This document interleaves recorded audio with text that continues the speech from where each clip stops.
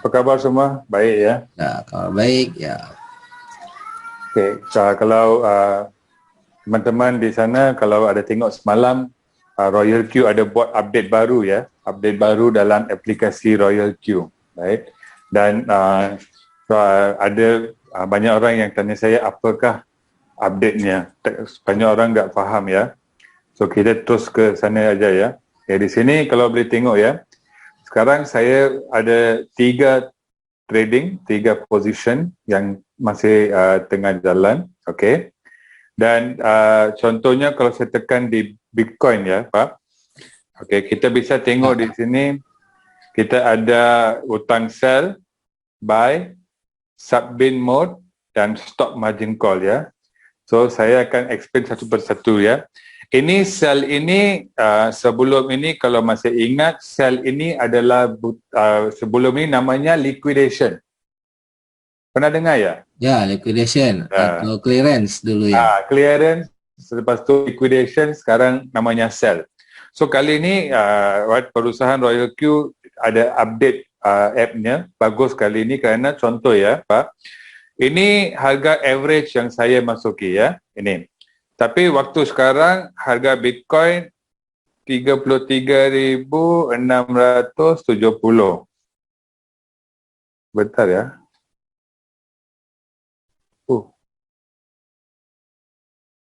Okey.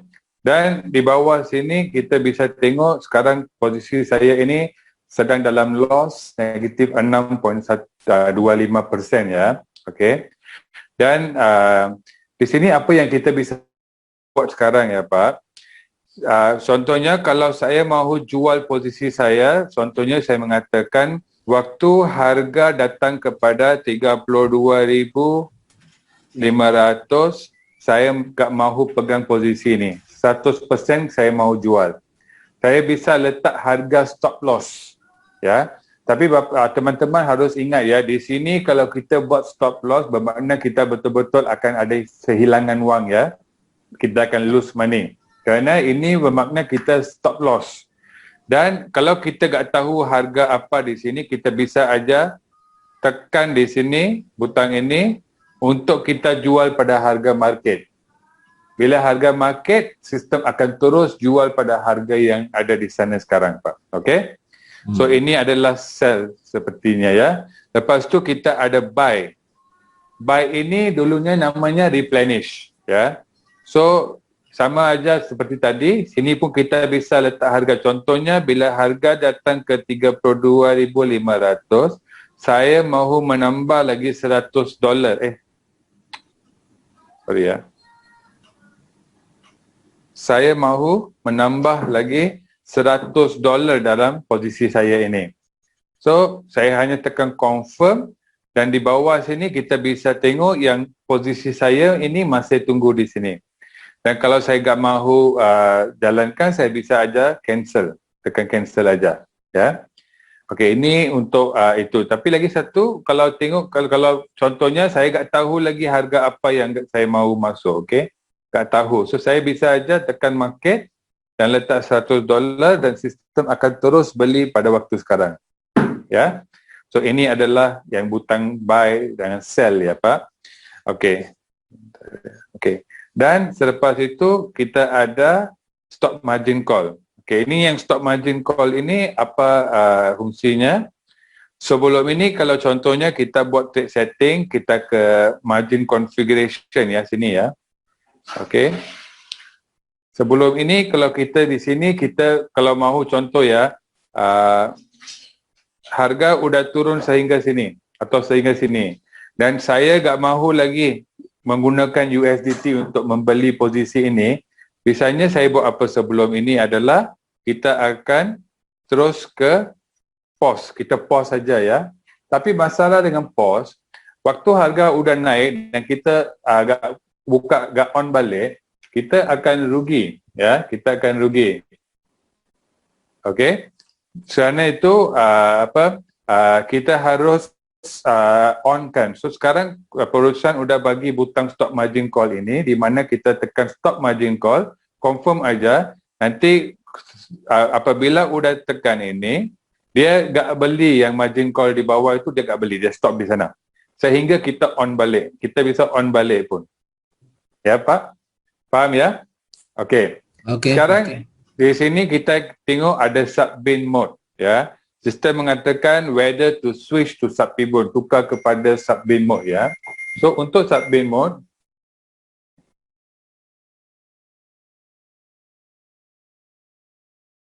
bentar ya. Okey, untuk sub-bin mode ini senang ajar. Apa sub-bin ini saya explain dulu ya. Pak, tengok di sini ya. Kita sekarang sebelum ini kita sudah tahu yang kita ada.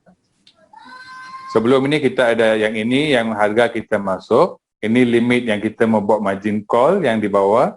Lepas tu kita ada position kita yang kita mahu take profit pada 1.1%. Kita ada callback untuk position kita apabila harga turun 0.1% kita mahu jual. Lepas tu ini adalah konfigurasi untuk ini yang 7 call ya. Lepas tu ini pun kita dah tahu ya. Tapi yang ini dua ini apa ini? Okay. Ini adalah application yang baru di mana Pak? Contohnya saya buka ini ya. Bapak tengok di sini, waktu call ke-5, call ke-6, call ke-7 ya, bermakna kalau kita ke margin configuration, di sini kita bisa tengok call ke-5, call ke-6 dan call ke-7. So waktu call ini, harga kripto itu udah jatuh terus ya, sehingga udah habis 4 call. Waktu dia ke-5 call, saya bisa setting di mana ini aja yang di atas yang ada dalam floating. Ya, di mana yang di bawah ini saya boleh jual apabila harga di sini, ini yang bawah ini, ini. Yang ini bisa saya setting untuk harga jual, kalau contoh dia beri 8 kali ganda ya di sini, dan harga daripada sini naik 1.1%, saya bisa aja jual ini terus untuk profit. Sama dengan ini, sama dengan ini. Tu kita bisa kat sini Pak, kita buat setting aja. Contohnya di sini, kita buat setting, waktu harga sana yang call ke-5 dan naik 1.1%, saya mau jual. Sama ini pun, sama ini pun. Lagi satu contoh ya. Contohnya kalau saya ada di sini 10 call. Ya, saya letak 10 call aja ya. Dan sekarang tengok di sini, sekarang kita bisa call daripada call ke-5 hingga call ke-9, kita bisa buat duit. Kita tak payah nak tunggu. Ya Pak? Faham ya? So inilah apa itu sub-bin mode. Lepas kita udah setting ini, kita hanya perlu tekan ini, buka sub-bin mode, confirm. Bermakna sekarang daripada call ke-5, 6, 7 itu, sistem akan jual coin itu. Dan kalau saya tak mahu sub-bin mode, saya tekan warehouse mode aja, bermakna sekarang saya hanya mahu jual semuanya sekali. Ya. Okay, ini saya tukar balik ya. Okey, itu aja Pak. Faham ya? Itu hanya start dari call 5 ke atas ya, tidak bisa dari call 3 ke atas kah? Standar 5 ke atas tidak kah? Bisa Pak. Ya, standard dia 5 ke atas. Okey. Standardnya 5 ke atas. 5 ke atas ya. Coba track setting kembali Mr. Dipak. Yalah Pak. Ya Pak? Track setting lagi, track setting. Okay. Yang bawah itu sub position, take profit, call back. Okey. Itu ini sama seperti ini Pak. Ya. Sama itu ya. Ya. Untuk ya, yang call 5 itu ya.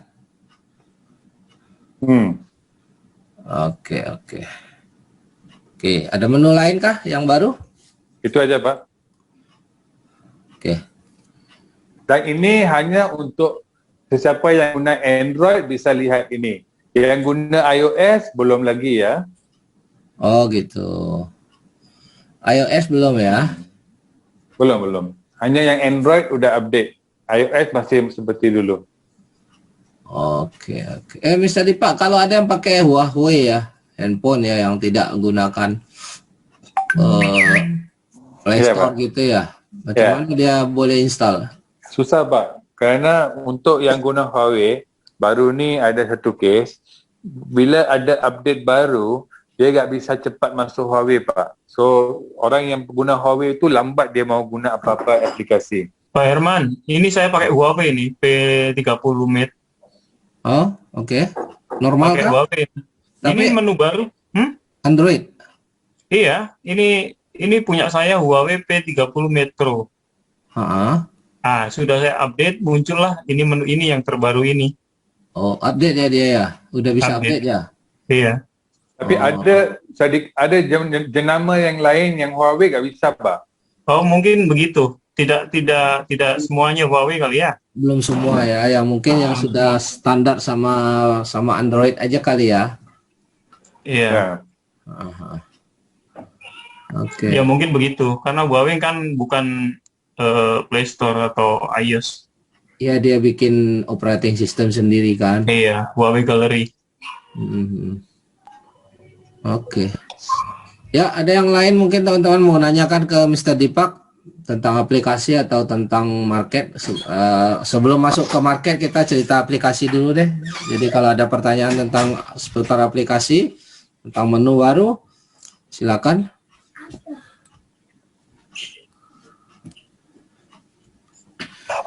Ada yang mau ditanya silakan tanyakan. Mumpung. Jadi Pak Herman. Ya. Jadi ini cuman ganti menu nama aja ya. Kalau yang replenish itu yang buy itu ya? Ya, ganti nama. Replenish ganti nama dengan buy. Yang liquidation ganti nama sell. Nah, cuma seperti ini, Pak. Contohnya awal-awal dulu waktu kita punya account banyak yang guna yang trading altcoin ya, alternative coin ya. Kita adanya floating besar ya. Sehingga yang ada saya tahu 7 call pun ada ya. Tapi waktu sekarang kita bisa mula dapat wang waktu daripada 5 call kita bisa buat income. Kita tak payah nak tunggu sehingga harga recover balik. Itu yang bagus di sini. Ya. Pak Dipak, bisa diulang yang sell, buy dan stop margin call-nya. Bisa diulang penjelasannya. Sell ini namanya sebelum ini, Pak, adalah liquidation ataupun clearance sebelum ini ya, clearance. Bermakna contohnya sekarang harga yang saya masuk average harga saya $34,000. Tapi sekarang harga $33,000. Contohnya saya mahu stop loss. Saya katakan waktu harga sudah ke 32,000, saya tak mahu pegang lagi posisi ini dan saya mahu jual semua 100% daripada kripto yang saya beli melalui RioQ. So saya tekan aja 100% di sini dan saya tekan confirm, Pak. Bermakna waktu harga di sini kalau Bapak bisa tengok, bila harga Bitcoin datang ke 32,000, dia akan menjual semua posisi saya. Tapi untuk ini yang sell, bermakna saya akan ada loss, wang saya akan loss sedikit. Ya. Dan kalau saya tak tahu harga apa yang mahu diletakkan, saya mahu jual sekarang aja, tekan market aja, Pak. Dan berapa persen kita mahu jual. Okey? Untuk cut loss gitu. Ya.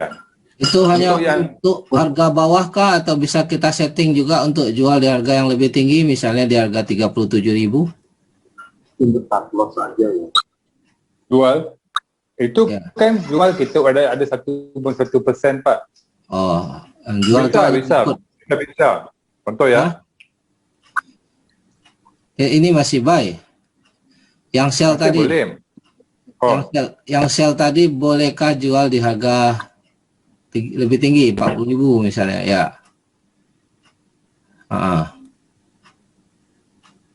Jual 40, di harga 40.000, jual semua. Bisa? Bisa ya? Bisa. Nah, dia ikut yang mana?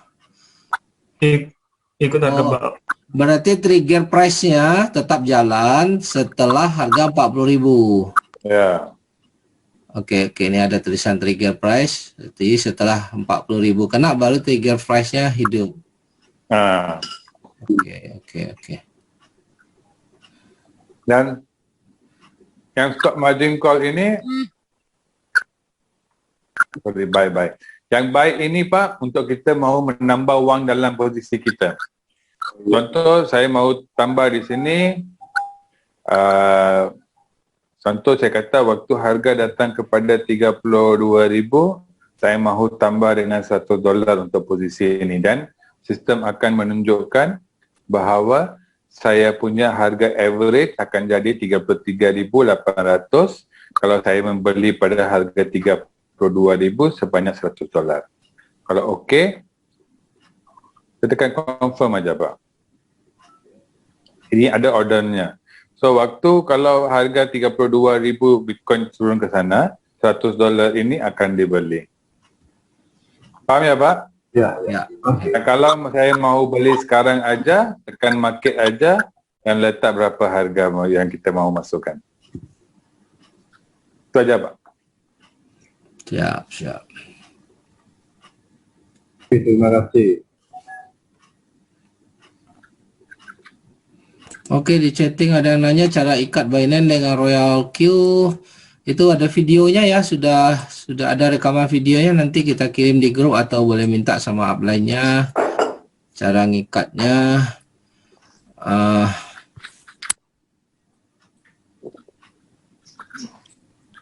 Password 123 ya Pak. Ini kan udah masuk ya. Join meetingnya. Pak, saya mau tanya juga Pak. Ya, silakan. Itu kalau di Binance kan bisa juga beli USDT, deposit rupiah tuh.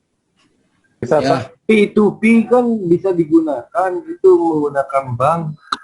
Waktu kemarin saya tanya katanya nggak bisa, tapi waktu saya coba lihat-lihat ada itu metode untuk Bisa aja. payment-nya. Bisa aja. Jadi nggak usah beli di Indodax USDT-nya. Terserah mana yang nyaman aja. Yang penting USDT-nya dibeli. Mau beli dari mana aja boleh. Iya, kalau di Binance kan jadinya nggak perlu ada biaya transfer ya. Oh ya, boleh aja. Beli peer to peer dulu boleh. Nanti tinggal dipindahin betul. aja ke spot ya, dari peer to peer pindahin. Betul, pindahin ke spot dulu. Ya. Bisa ya, berarti ya. Bisa. Dari mana aja boleh beli kok, USDT-nya bebas. Oke. Oke, yang lain ada pertanyaan tentang aplikasi? Pak Herman, Ya, Pak. untuk menu terbaru ini yang Subin mode ini, itu idealnya kita pakai modal minimal berapa ini? Misalnya kalau modal nipis di bawah 500, apa berarti ideal?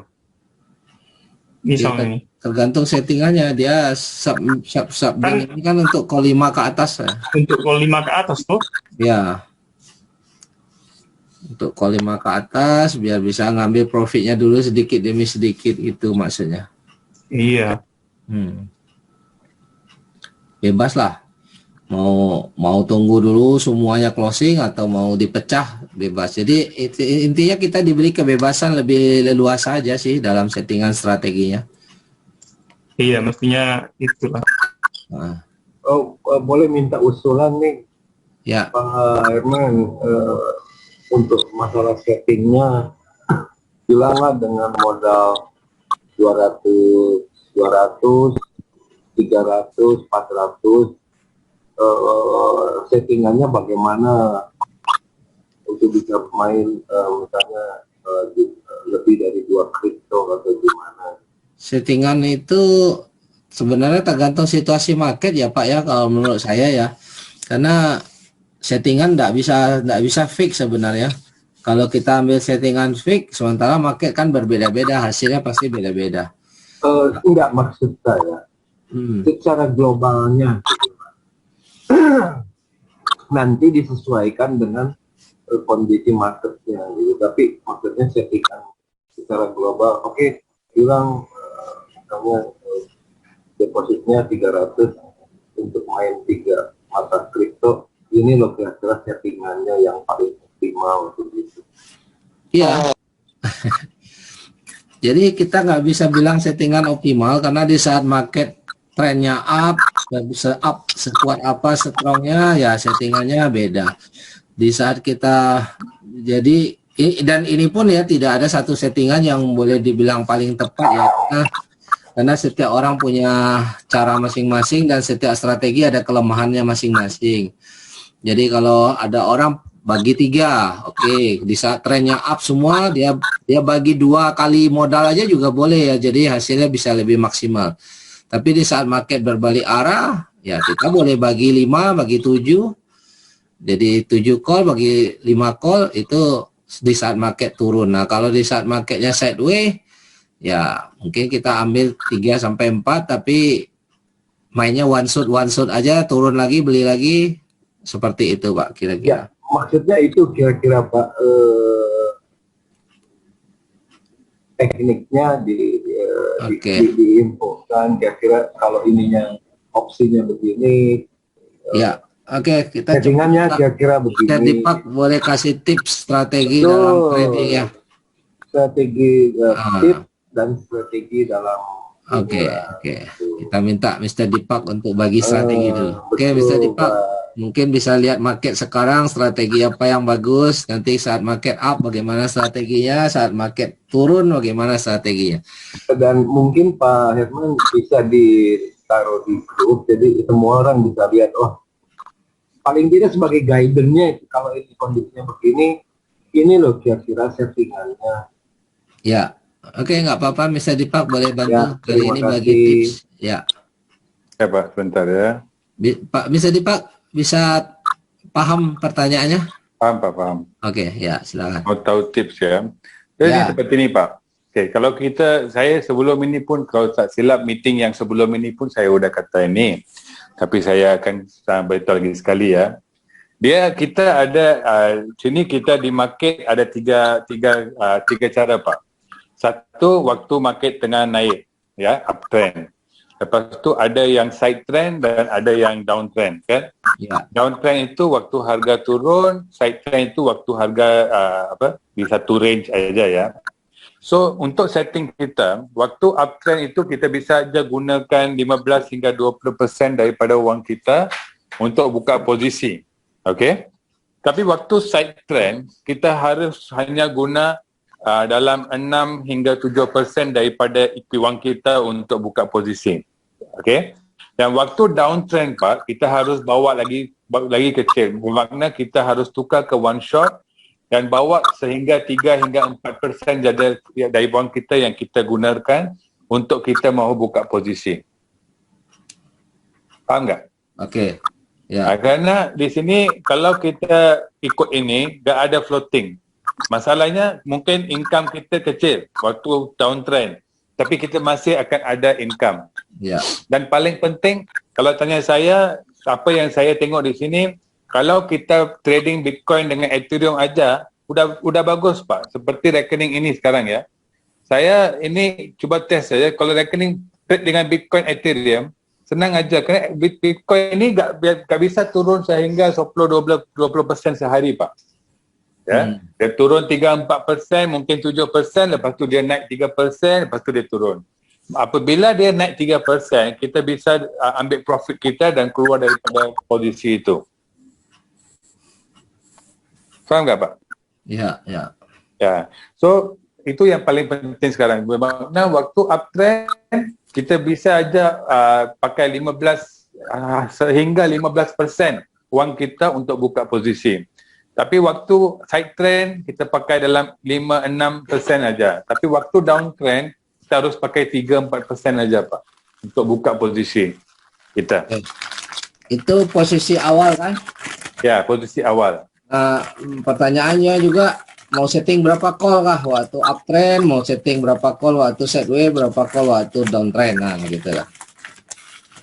Okey. Dia waktu uptrend, kita letak 7 call pun. Kerana kalau dia turun, kalau uptrend itu udah reverse, bermakna kita 7 call. Tapi waktu downtrend, kita harus, kalau tanya saya, yang 7 call itu kita tinggal aja. Guna aja 7 call. Itu apa, gak usah tukar Pak. Kita pakai 7 call aja, tapi seperti ini. Macam saya setting saya ikut ini. 1, 2, 3, 5, 8, 16, 21. Nah, ini Boleh dibilang dipakai saat market trend sideways atau up atau down.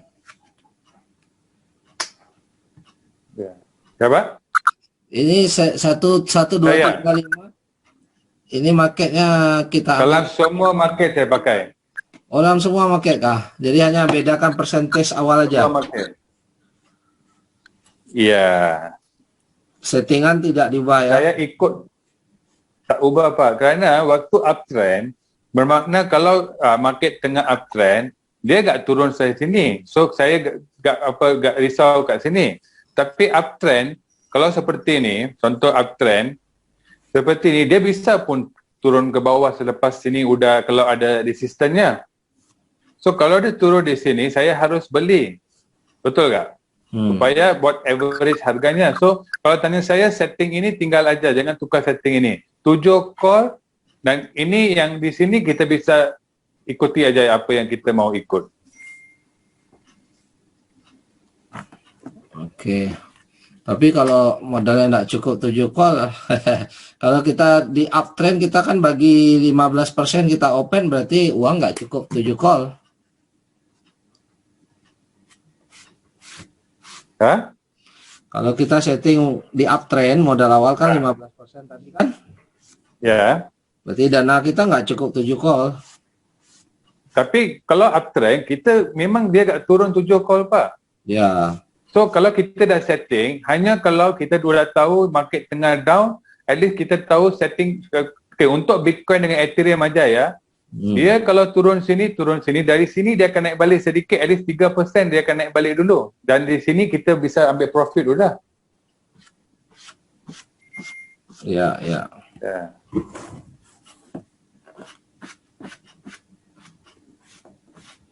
Oke, apa bisa dipahami? Artinya di sini kita taruh posisi cycle Pak, ya Pak ya. Cycle Pak. Okay, now posisi untuk cycle kita itu seperti ni. Kalau saya tengok ya, market atas down kan, saya akan tinggal sebagai cycle. Tapi kalau saya tengok market udah turun sampai call pertama, call kedua, itu saya akan tukar kepada one shot.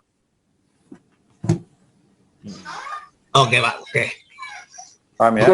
Bisa diulang Pak Adi Pak? Seperti ni Pak. Kalau saya market dengan uptrend, saya akan tinggal settingnya sebagai cycle. Tapi kalau saya udah tengok market turun, call pertama, call kedua udah ambil, lepas tu saya akan tukar settingnya kepada one shot. Sebentar ya, ada orang call handphone saya sebentar ya. Hello? Afternoon. Speaking? You are here, is it? Okay, sure. Okay, sure. Thank you.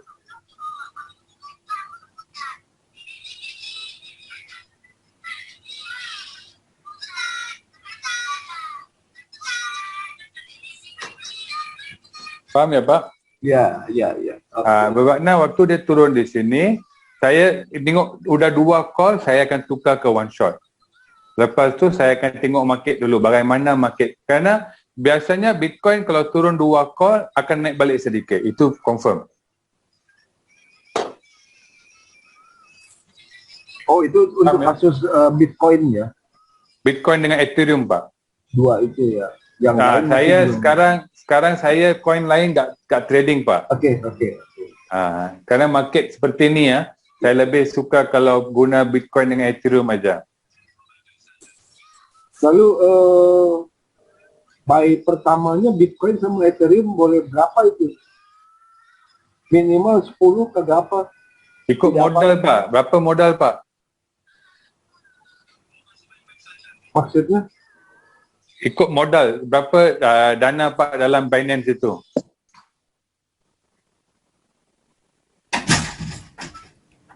Di Binance transaksi minimal sih 10 Pak, tapi kalau Bapak modalnya 1000 ya Bapak boleh taruh lebih. First call-nya itu ya? Ya, first call itu mau taruh langsung 100, mau taruh berapa, tergantung modal total yang kita pasang aja sih.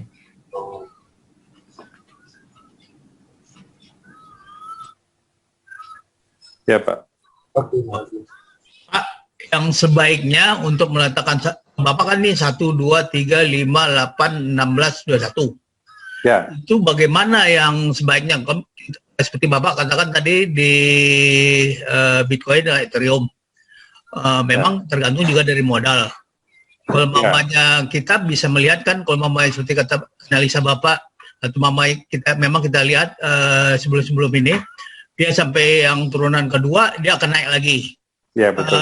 Kenapa kalau seperti Bapak mengatakan tadi, Bapak cuma 2 itu aja, kenapa nggak Bapak bikin yang pertama itu 5, yang itu 7, cuma 2 aja gitu?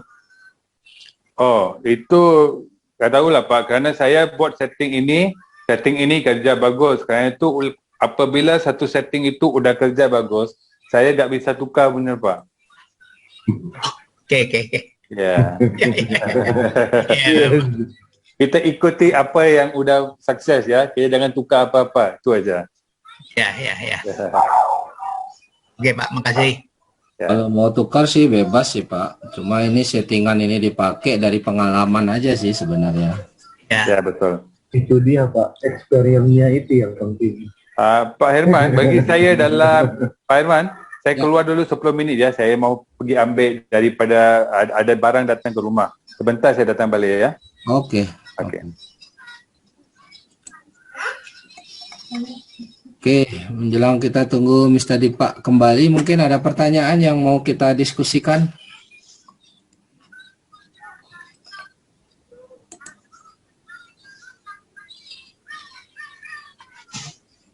Iya, saya mau tanya ini Pak, yang yang di Royal Q itu ya, yang untuk naik dari V1 menjadi V2, dia kan mesti punya 3 downline, directnya 3. Lalu yang grupnya 20 itu maksudnya gimana? Di luar 3-nya itu atau di dalam 3-nya itu? Ya termasuk yang 3 itu Pak. Berarti tinggal 17 lagi gitu ya? Ya betul, 17 lagi itu yang 3 tuh ngajak temannya. Nah nanti total jadi total 20 termasuk yang 3 itu maka sudah tercapai. Pokoknya di bawah dari orang yang pertama totalnya 20, berarti naik dia di P2 gitu. Ya. Semua tim kita di bawah kita ada 20 orang ya. Intinya pokoknya ada 20 orang langsung dia naik jadi P2 gitu ya. Ya. Berarti yang P3 juga kalau 100 orang V3 syaratnya selain grup 100 orang 3 diantara udah jadi V2. yang kemungkinan sih pasti lah. Dari kaki yang berbeda 3 diantara udah jadi V2. Iya, kemungkinan besar. Oke. Itu kan bisa aja kan satu kaki yang cepat dia udah jadi 100 orang, yang 2 lagi masih sedikit kan, nah itu belum terpenuhi. Jadi ada 2 syarat itu yang harus dipenuhi. Oke, Pak. Ya, oke. Silakan jika ada pertanyaan lain.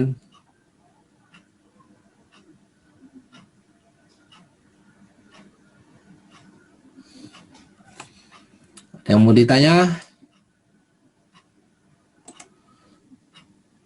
Tuh kita share screen kita. Sebenarnya banyak Pak yang mau ditanya, hanya saya nggak enak kok jadi saya aja yang nanya nih.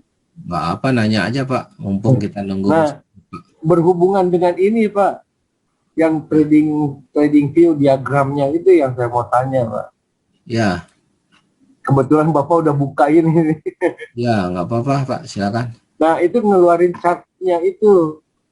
Ngeluarin chartnya yang garis itu Pak.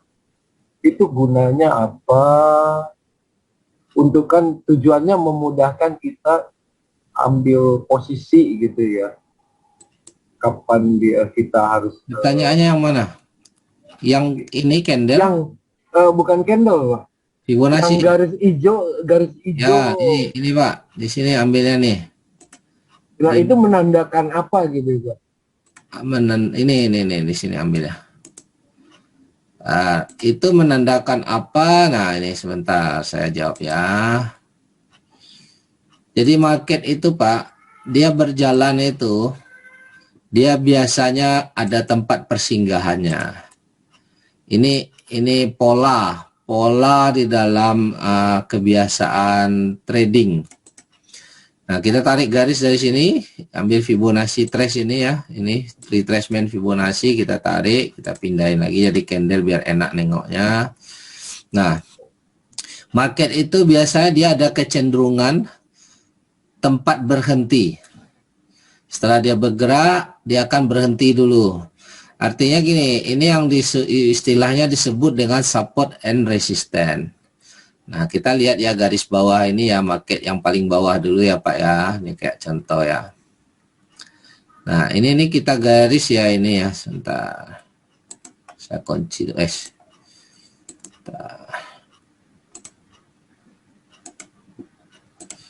Nah, ini kalau kita lihat garis ini kita ambil garis ini ya kurang lebih ya. Ini sengaja digaris ya.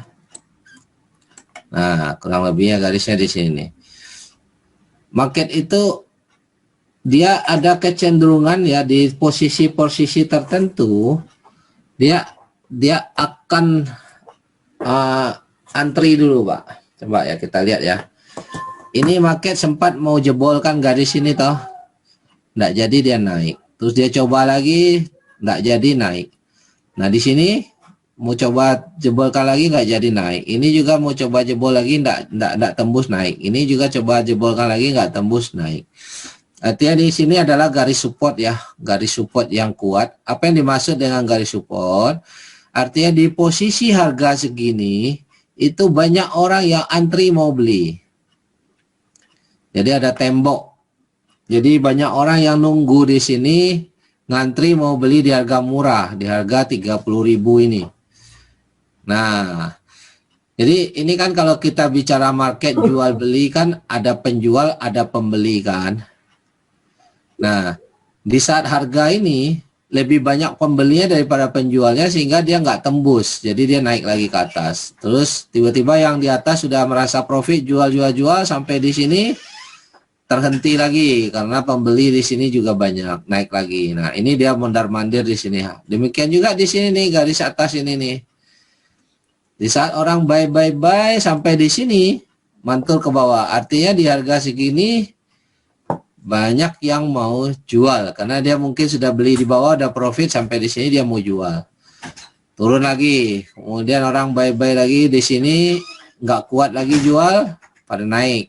Sampai di sini belum tembus di sini. Kenapa? Karena banyak yang jual sehingga belum tembus. Nah, ini disebut garis resisten untuk ini ya. Garis atasnya yang bawah disebut garis supportnya.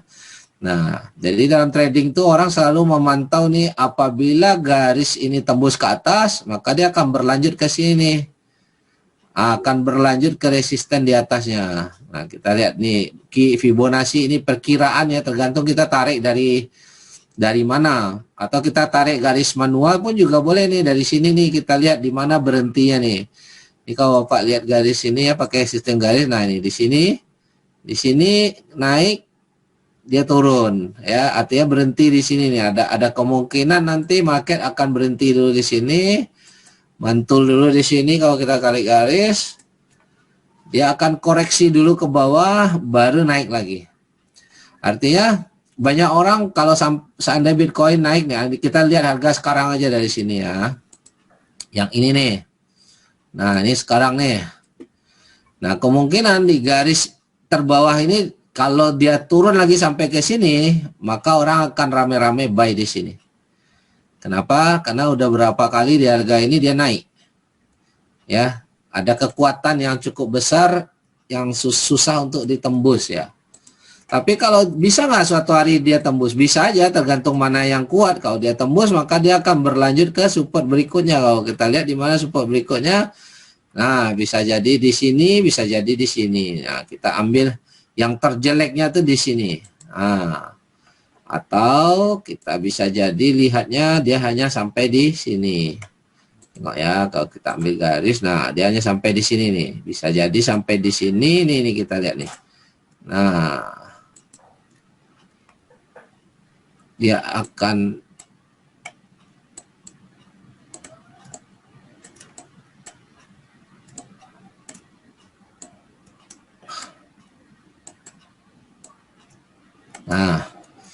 kalau tembus ini, maka dia berpotensi lanjut di sini baru dia naik lagi. Tapi kalau sekarang kita lihat kemana sih Bitcoin ini? Nah, sepertinya di garis ini nih, di batas warna merah ini ya. Kemungkinan ya, ini kemungkinannya selalu dua ya. Setelah ketemu garis ini, maka di sini adu kekuatan dulu ibaratnya. Kalau sell lebih kuat, dia akan berlanjut sampai sini.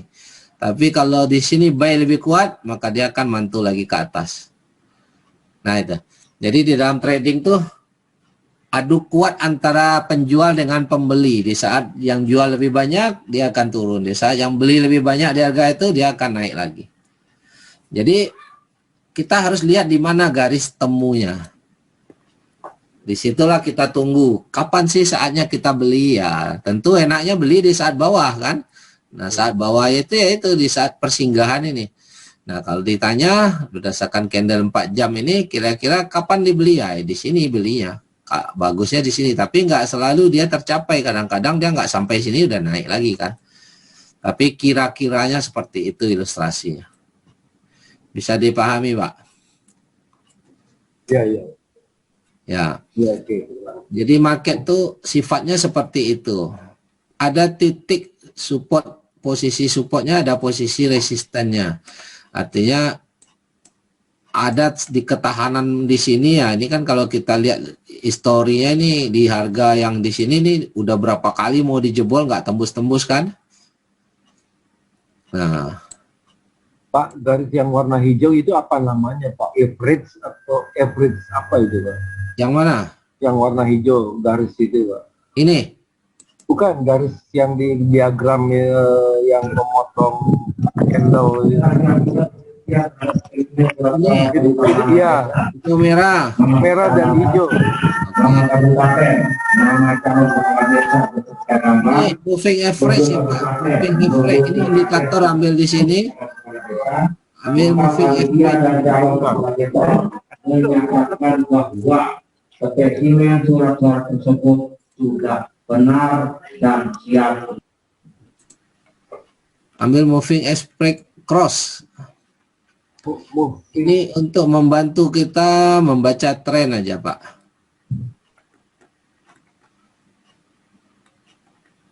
Moving average cross ketik aja deh.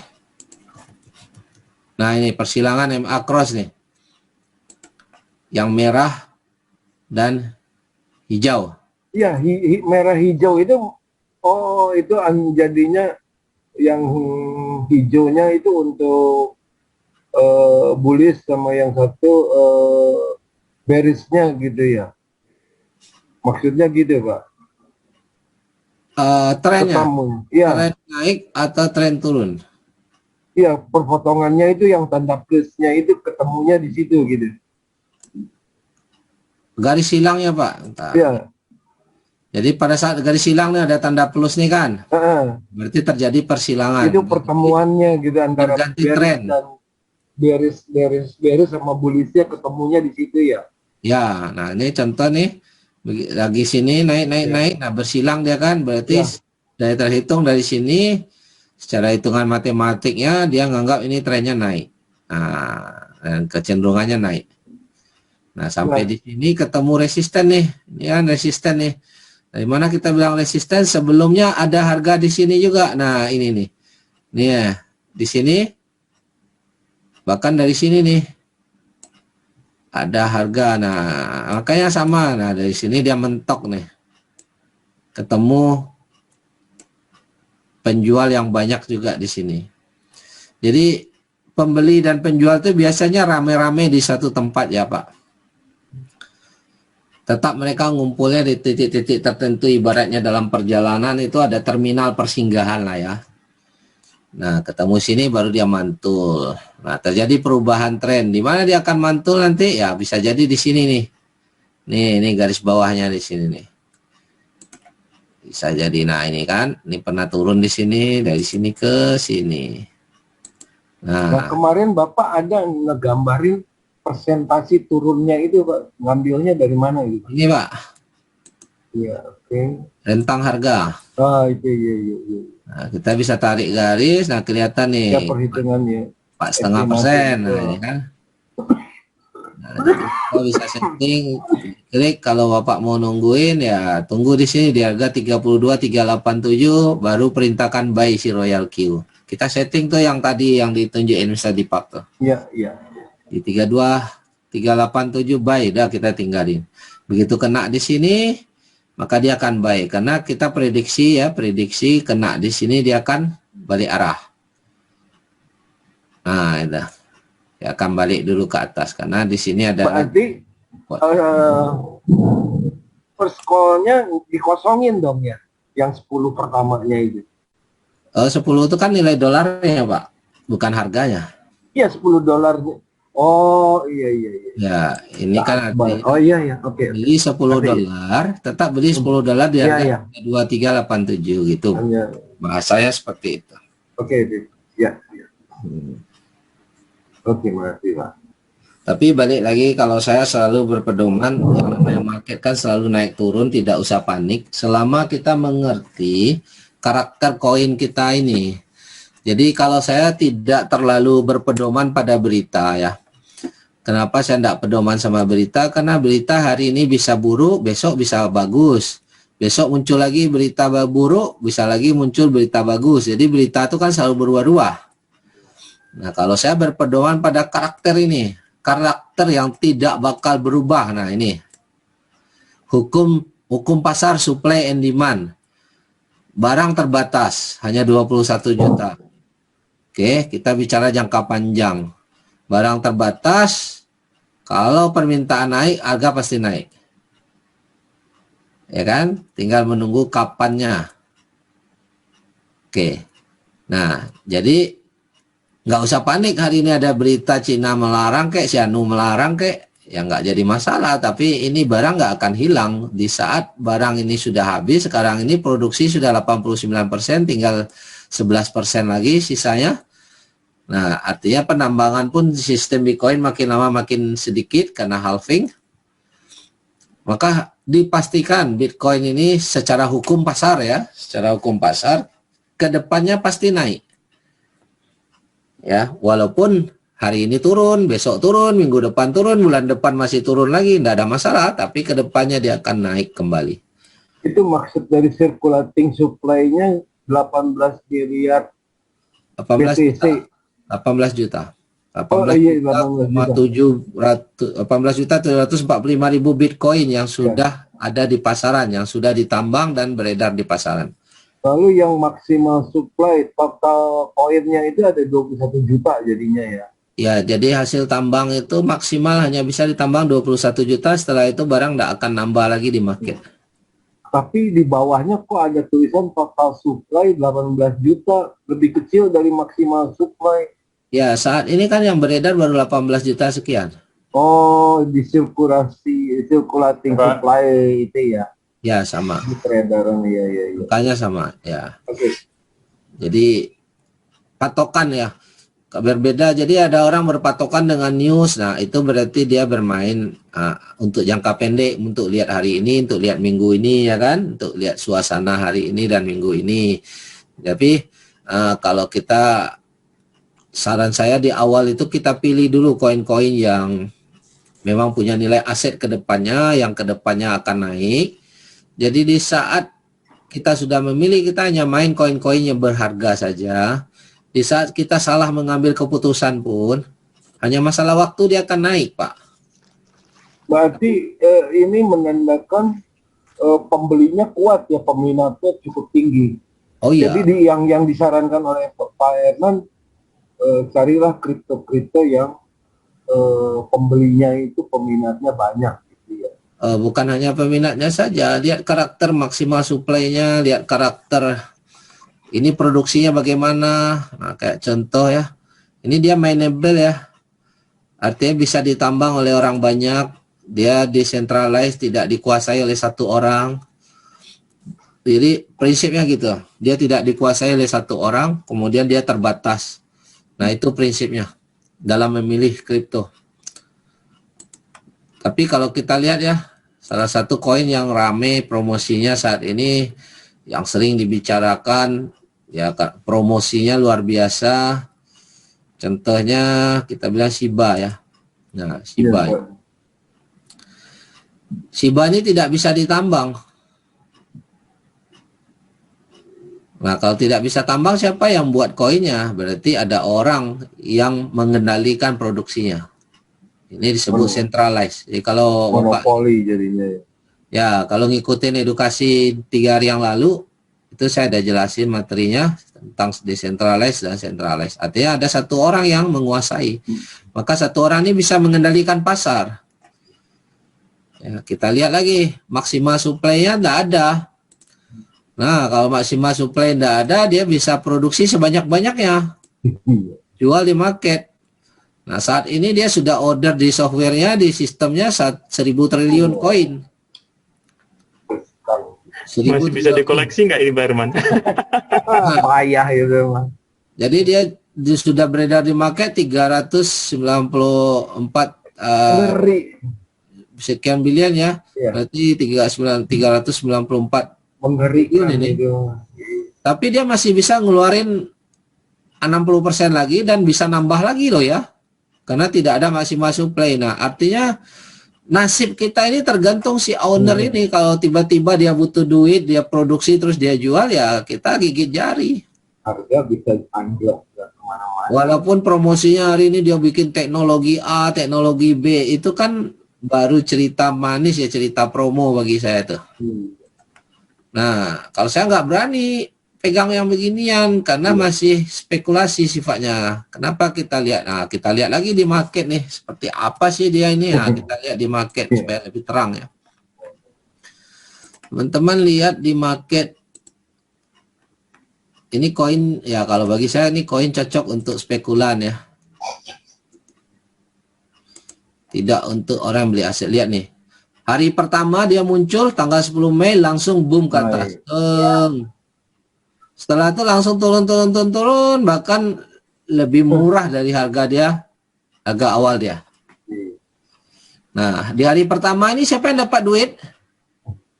Bandar. Yang buat koin pasti. Iya. Ya kan? Nah, ini sebenarnya juga bukan 1 hari, bisa jadi hanya 1 jam doang, ini langsung boom, setelah itu jual. Nah, ini. Jadi kalau yang koin yang meledak langsung dari pertama, setelah itu hancur-hancuran, nah terus dia centralized, tidak bisa ditambang, ya bagi saya itu bukan aset ya. Ini kalau kita lihat historinya, walaupun banyak orang yang suka. Nah, ini kita lihat nih, pertama kali dalam ini candle 1 jam ya, dalam 1 jam saja dia langsung boom. Nah, ini kan kita bisa lihat dalam 1 jam, tong gitu loh, langsung jatuh lagi, coba naik lagi, setelah itu jatuh, naik sedikit, nah akhirnya jatuh. Ya kalau kita di awal dapat beli di harga bawah ini ya, kalau ya kan dapat beli di harga bawah ini, di sini kita sempat jual, wah ini untungnya berapa persen, gede. Nah, ini yang sering dipromosikan orang, wah naik 200% dalam waktu 1 jam, untung gede. Nah, iya. Tapi berapa orang sih yang dapat di sini? Nggak banyak. Tapi ada sekian ribu orang yang beli di atas ini. Setelah dia beli langsung roboh. Nah, kalau dia beli di sini, tengok ya, kalau dia beli di sini,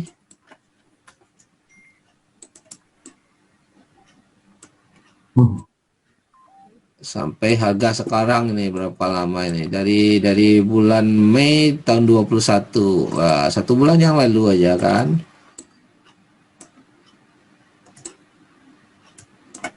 Oh sorry,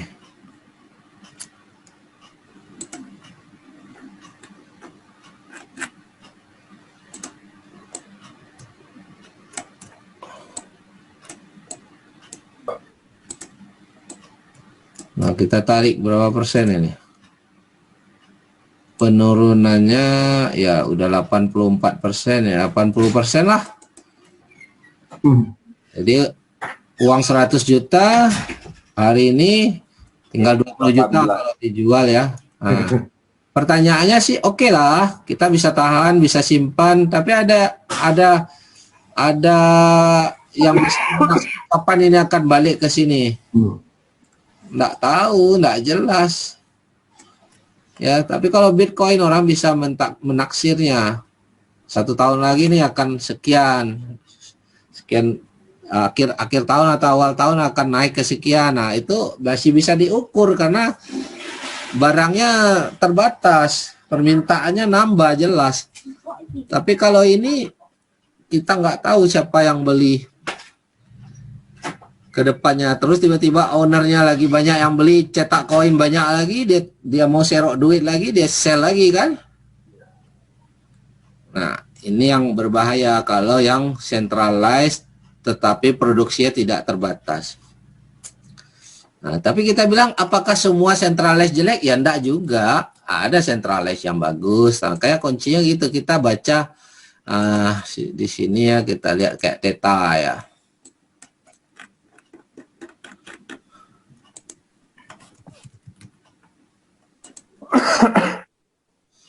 Nah, Theta ini juga tidak ditambang ya.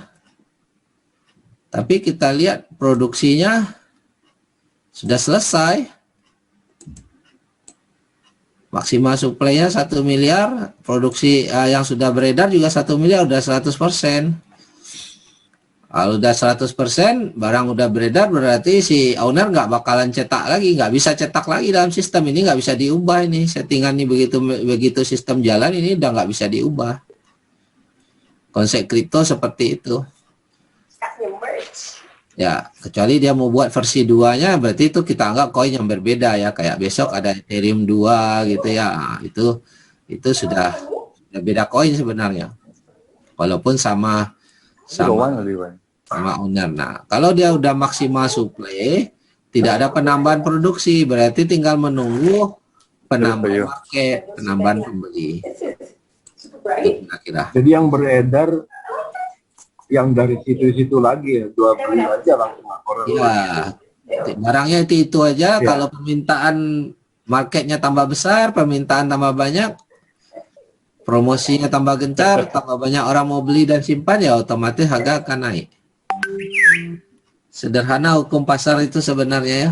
Ya. Hukum supply and demand saja. Permintaan banyak agak naik. Tapi kalau barangnya banjir, produksinya banyak, agak akan hancur. Itu hukum pasarnya. Bagaimana kalau yang TRX, Pak? TRX. Tron. Ya. Tidak bisa ditambang juga. Terus ini.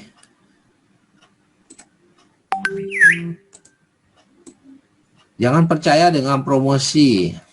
Tidak ada maksimal supply juga. Ya. Semua owner akan cerita yang bagus ya. Koin dia punya teknologi ini segala macam. Ya, kalau memang ownernya komitmen, ya oke. Bisa naik. Tapi kalau ownernya tidak jelas, tiba-tiba dia berubah, ya kita nggak bisa komplain juga. Nah, kalau kita lihat ya BNB ya, BNB juga tidak bisa ditambang ya. Nah, tidak bisa ditambang di sini lihat. Tetapi jelas ini ownernya Binance yang cukup dipercaya dunia. Nah, tetapi kita lihat dia punya koin sudah keluar 90%, ada maksimal supply-nya. Iya. Nah, kalau ini layak dipercaya walaupun tidak bisa ditambang. Tapi secara sistem ini bisa dipercaya. Itu loh Pak. Jadi dari sinilah kita pilih dulu yang mana aset. Ya kita fokus hanya di aset itu aja. Kayak Mr. Deepak tadi bilang dia hanya main bagusnya Bitcoin dan Ethereum aja. Nggak usah pusing cari sana sini yang lain. Iya benar. Karena itu dua itu udah bakal jadi aset. Udah jadi aset bukan bakal lagi. Ya, yang kalau hari ini pun kita salah ngambil posisi, ya kita risiko hanya nunggu dia naik aja. Seperti itu. Tapi kalau koin-koin micin istilahnya, koin-koin yang nggak jelas salah ambil posisi, ya ada harapan uang hilang. Jadi kan itu ada pembelian sampai bilanglah 7 step. Apabila sudah 7 step itu sudah dilampaui, harganya masih turun, berarti dia tidak bisa beli lagi kan, diam. Jadi itu adalah sebagai aset kita. Ya. Jadi nunggu tinggal kapan dia balik lagi harganya naik, baru dia si robot itu akan menjual. Jadi gitu. Ya, baru dia akan jualkan. Oke. Seperti itu. Kita tunggu. Pak Herman mau tanya. Ya, silakan Pak Budiono. Jadi gini Pak, kalau untuk posisi yang pertama itu kan 3 Pak, direct langsung ya. Kalau kita beli robot 3 gitu ya, 1, 2, 3 robot, cuman mengacunya pada akun Binance yang sama, bisa nggak Pak? Bapak beli robot 3 nih ceritanya. Ya, cuman mengacunya semua koneknya pada akun Binance yang sama gitu. Jadi gini Pak, kita beli robot 3 bukan berarti 3-3-nya harus kita trading kan. Kita kan hanya mau main jaringannya aja kan. Betul, buat jaringan aja Pak. Ya, bahkan yang tidak di trading kan pun bisa jalan Pak, hanya mau ngejar bonus jaringan, dia bikin 3-3-nya nggak ada trading, dia mau jalanin jaringannya dulu juga boleh. Oh, jadi yang di-connect satu aja nggak apa-apa gitu ya, yang 2 buat jaringan aja ya. Yang 2 lagi hanya bayar robot supaya dapat ngembangin jaringan kan. Boleh kok. Oh iya. Namanya bagaimana kok? Akunnya, pendaftarannya? Pak Arif, pertanyaannya apa? Itu kan kalau misalnya kita beli lagi 3, namanya nanti akunnya bagaimana? Royal Q itu kan hanya daftar pakai email Pak. Oh, pokoknya asal Bikin email 3 biji.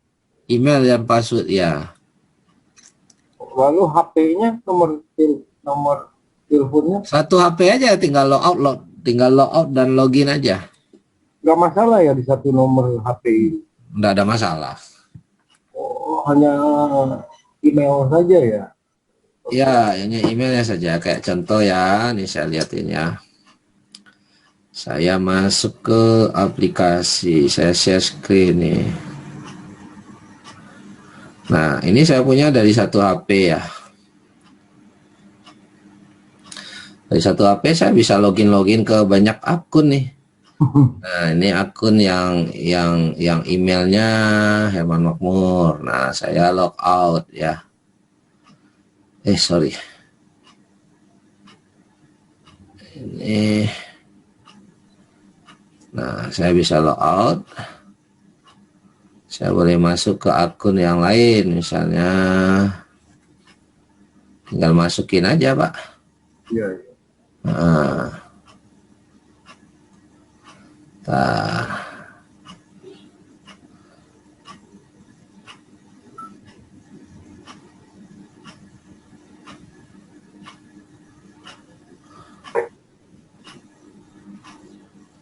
Nah, ini masuk lagi ke akun yang kedua. Nah, ini beda email kan nih? Iya. Nah, ini. Jadi, boleh-boleh aja. Satu handphone aja, nggak usah banyak-banyak. Akunnya boleh banyak ya. Nah, ini titik atas. Ini ID saya yang atas. Ini untuk jaringannya. Nah, ini ID ini udah posisinya udah V3 nih sekarang nih. Gitu. Bagus, Pak. Ya. Mudah-mudahan. Mudah-mudahan bulan ini jadi V4 nih. Selamat. Ya. Amin. Jadi Pak, udah ready itu? Udahkah misalnya Pak? Mantap. Udah pulang, Pak. P4. Dah. Oke. Tapi Pak udah buat tadi saya tengok. Untuk market analysis Bapak udah buat ya? Belum. Boleh Mr. Dipak bagi sedikit. Saya mau tanya. Ya. Itu kan robot 1 tahun. Ya. Itu 1 tahun tuh ngitungnya dari kita aktivasi atau gimana sih? Misalnya tahun ini kan 2021. Hitung hari Pak, hitung dari aktivasi ya Pak. Oh, dari aktivasi, oke. Itu kan di robotnya ada tertulis tuh expirednya tanggal berapa. Oh, saya nggak ngerti. Iya. Oke, thank you. Oke, Mr. Dipak boleh tambahin sedikit mungkin tentang analisa market, tentang berita apakah kedepannya bagaimana, mungkin kita boleh lihat Silakan Mas Edi Pak.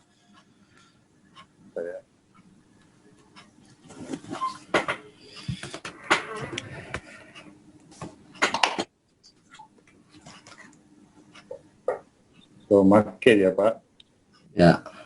Kalau kita tengok untuk Bitcoin. Ini Bitcoin kah? Ya Bitcoin. Oke, 1 hari. Bitcoin US dollar ya. Ini daily-nya ya. So kalau tengok di sini kita punya resisten ya Pak. Resisten kita di sini. So kita harus percaya ini untuk jadi bullish balik. Ya. So ini resistennya. Okey, tapi kalau saya tengok ini sekarang dengan line ini ya. Mungkin dari sini kita naik apa ni? Sebentar ya.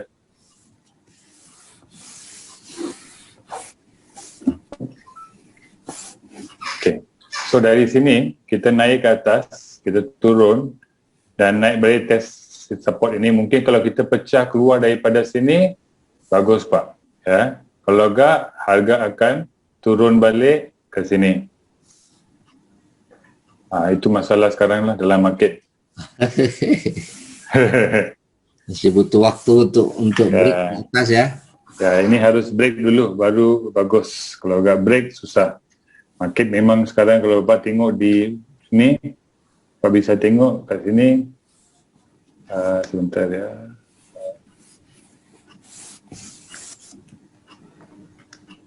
Jadi kalau cerita posisinya belum aman ini. Ya, belum aman lagi. Tapi ya bukan berarti Bitcoin kedepannya tidak aman, tetap aman. Hanya lebih lama aja untuk Betul, naik. Pak. Betul Pak. Bentar. Tapi ya saya rasa 6 bulan ke depan udah naik banyak lah. Ya, sampai hari ini pun saya ingat ini akan turun sehingga sini Pak, 33.000 harusnya. Turun sini, dari sini pusing balik, dia putar balik. Harap-harap lah, ini ikut analisis saya ini, harap-harap daripada sini dia putar balik. Kenapa kak? Di 33.000 boleh ambil buy lah ya. Jangan ikut apa saya cakap Pak, tapi dalam saya tengok market, kalau tengok di sini, resisten banyak di sini ya. Ya. So dalam mana-mana di sini kita boleh buy lah, kerana daripada sini mungkin dia akan putar. Kalau kita tengok 4 jam ya, di sini kita bisa tengok ya, sebentar ya. Kita bisa tengok di sini Pak. Apa ini? Sekejap lah. Ini punya, yang tulis punya ada masalah sikit. Okey. So kalau kita tengok di sini Pak. Di sini kita ada turun bawah ya. Ini kita sekejap ya.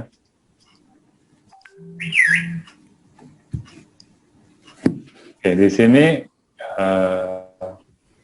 di sini kita turun hari itu ya. Lepas tu kat di sini pun kita ada turun. Dan sekarang kita turun di sini. So kalau tengok ini lower low, higher high. Ini satu higher high lah. Lepas tu lower low, higher high, higher low. So daripada sini saya fikir dia akan ke sini Pak. Dalam ke sini dia akan pergi sini, lepas tu daripada sini dia akan turun balik atau ke mana lah. Tapi ini adalah plan saya sekarang, kerana kalau kita tengok di sini kita bisa nampak yang kita ada ini, yang ini satu pusing sini, satu sini dan ini di sini.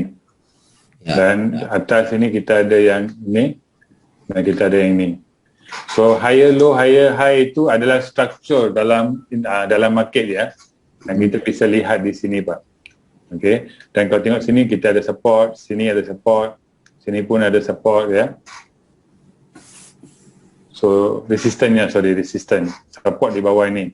So kalau tengok market, saya rasa hari ini dia dump sehingga sini, lepas tu dia akan mula pusing balik Pak. Ya. Dia akan pusing balik. So senang aja kita bisa buat seperti ini ya. Contoh ya. Dari gambar indikator itu ya sampai garis itu kemungkinan dia akan naik. Ya, itu kemungkinan yang saya tengok lah Pak. Ya. Contoh seperti ini. Okay. Ini. Asal tidak ada tiba-tiba berita buruk lagi ya. Saya rasa seperti ini. Seperti ini saya rasa. Oke. Market akan move seperti ini dan mungkin lepas turun ke sini dia test ini, dia terus turun balik. Ya, seperti ini. Okey, tak. Macam ni. So, inilah prediksi saya Pak. Mungkin seperti ini tapi yang ini pun sampai sedikit sampai sini je Pak. So market lain kalau tengok Ethereum, kalau Ethereum sekarang udah kuat. Bisa lihat ya di sini Ethereum udah kuat balik. Ya, dari sini Bapak bisa tengok dah naik, turun ke sini dan sekarang sedang naik lagi, lepas itu turun. So dia akan test lah Pak. Dan kalau kita tengok ini di sini di daily ya ataupun yang 12 jam, kita ada struktur yang bagus di sini yang ini. Bukan ini. Ini. Kalau kita tengok sini Pak, kita bisa lihat di sini untuk Ethereum dia ada W. Ya. So kalau W ini jalan, bermakna kita boleh dapatkan dari sini ke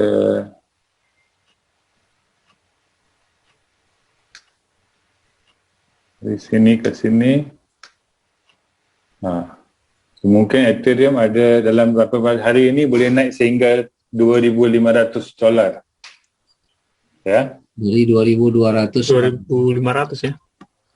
Ya, ini ikut prediksi inilah dia W selalunya seperti ini. Kita ambil daripada leher dia, kita measure tinggi dia, letak sini, biasanya move dia. Tapi dia boleh pergi dua kali cara pun. Dia boleh pergi pecah ini, tapi saya mungkin ini yang akan jadi untuk Ethereum kerana Ethereum nampak kuat sedikit ya Pak. Nah kalau tengok sini, ini ada supportnya di sini, ikuti support dia. So di sini dia akan patah balik, mungkin turun bawah sedikit ya. Ini dalam daily, so mungkin akan ambil berapa hari untuk jadikan. Tapi kalau kita tengok Bitcoin Pak, ya, kita tengok Bitcoin.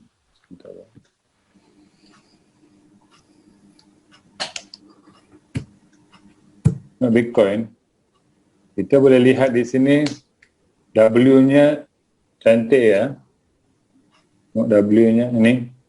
So walaupun ini sedang turun, tapi saya ingat dia akan putar balik, lepas tu akan naik balik. Tapi ini W-nya bagus. Contohnya kalau saya ambil daripada leher dia sini hingga sini, kita bakal naik sampai sini Pak. 39,000 itu senanglah kalau ini pecah di sini ya. Kalau dia ada dua ini kan. So kalau kita tengok pattern dia sini, kita boleh lihat di sini yang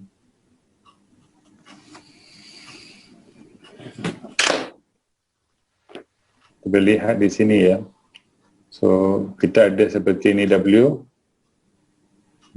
So kalau ini pecah, okey, kalau tak ada, kalau putar ini seperti saya kalah tadi, ikut line tadi ya. So inilah Pak market untuk sekarang. Saya pun malas nak tengok market hari ni. Tengok sedih je. Selalu naik sedikit turun, naik sedikit turun. Pak, ada apa-apa soalan untuk market? Mungkin ada pertanyaan lagi sebelum kita akhiri.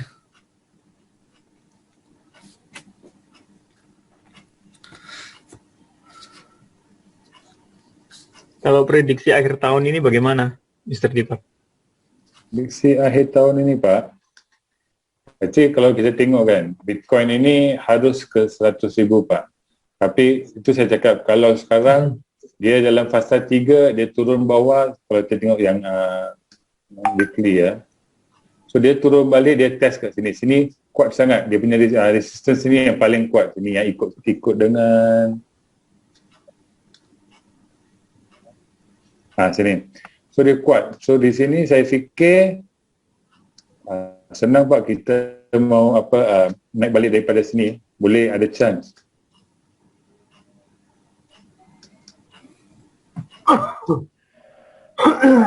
So prediksi market senang Pak. Kalau kita boleh keluar daripada sini, daripada ini kita boleh pecah ke atas, dah bullish balik, dan lepas tu untuk pergi balik ke 60,000 tu senang.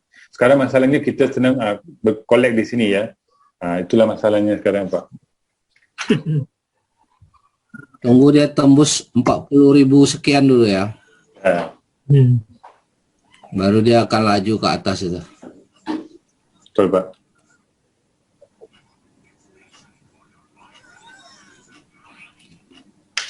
Itu aja, Pak, daripada saya. Oke. Saya rasa cukup ya hari ini. Cukup ya. Nanti malam ada presentasi ya dari leader Malaysia juga ya. Gabung juga ada leader Indonesia yang lain yang ikut ngisi presentasi. Teman-teman boleh ikut nanti malam ya.